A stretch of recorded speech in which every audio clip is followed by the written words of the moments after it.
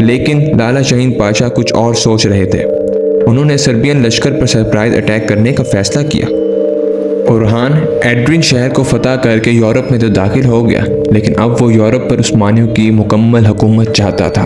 ان کے آگے ترک تھے جبکہ پیچھے دریا۔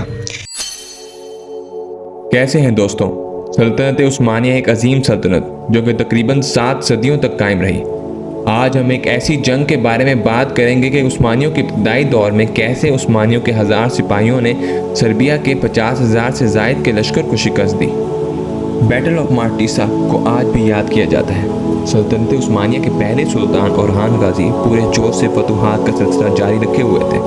ایشیا کے علاقے فتح کرنے کے ساتھ اب انہوں نے یورپ میں بھی عثمانیہ سلطنت کے جھنڈے گاڑنا شروع کر دیے تھے۔ ترکوں کی ایک رسم تھی غزا۔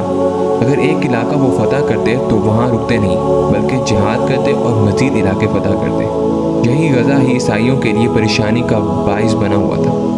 اورہان ایڈرین شہر کو فتح کر کے یورپ میں تو داخل ہو گیا، لیکن اب وہ یورپ پر عثمانیوں کی مکمل حکومت چاہتا تھا۔ سلطنت عثمانیہ کے ساتھ سربیا تھا، اسی لیے انہوں نے ترکوں کے خطرے کو جلد سے جلد ختم کرنے کی ٹھان لی تاکہ کہیں کل کو یہ خطرہ ان کے سر پہ ہی نہ آ جائے۔ اب سربیا موقع کی تلاش میں تھا کہ کب اس چڑھتے ہوئے سورج کو زیر کیا جائے۔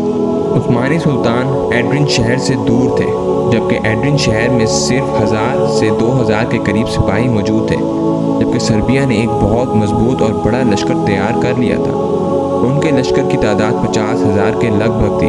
اب وہ یہ لشکر لے کر ایڈرین پر حملہ کرنے کے لیے نکلے۔ انہوں نے ایڈرین کے قریب موجود دریائے موریٹسا کے ساتھ قیام کرنا تھا اور ادھر انہوں نے اپنی یقینی فتح کا جشن منانا تھا۔ ان کے مطابق محض 2000 سپاہیوں کو شکست دینا بہت آسان بات تھی۔ ادھر ایڈرین میں سلطان اورہان کے استاد لالا شاہین پاشا موجود تھے۔ ان کے پاس 2 راستے تھے، یا تو سرنڈر یا تو سربین لشکر کو اس وقت تک روکے رکھیں جب تک سلطان اپنا لشکر لے کر نہیں پہنچتے۔ لیکن لالا شاہین پاشا کچھ اور سوچ رہے تھے۔ انہوں نے سربین لشکر پر سرپرائز اٹیک کرنے کا فیصلہ کیا۔ جب وہ وقت سے پہلے اپنی جیت کا جشن منا رہے ہوں گے، تب جب ان کے سپاہی نشے میں دھت ہوں گے۔ لالا شاہین پاشا نے صرف 800 سپاہیوں کے ساتھ سربین لشکر پر سرپرائز اٹیک کر دیا۔ تھکے ہوئے اور نشے میں دھت سربین لشکر، جن کو اس حملے کی ذرا سی بھی امید نہیں تھی، ان کو لگا کہ شاید ترکوں کا بہت بڑا لشکر ان کے اوپر چڑھ دوڑا ہے۔ اسی کنفیوژن میں سربین لشکر بھوکلا گیا۔ ان کے آگے ترک تھے جبکہ پیچھے دریا۔ اس بھوکلائے ہوئے لشکر کے زیادہ تر سپاہی اسی دریا میں کود کر مر گئے۔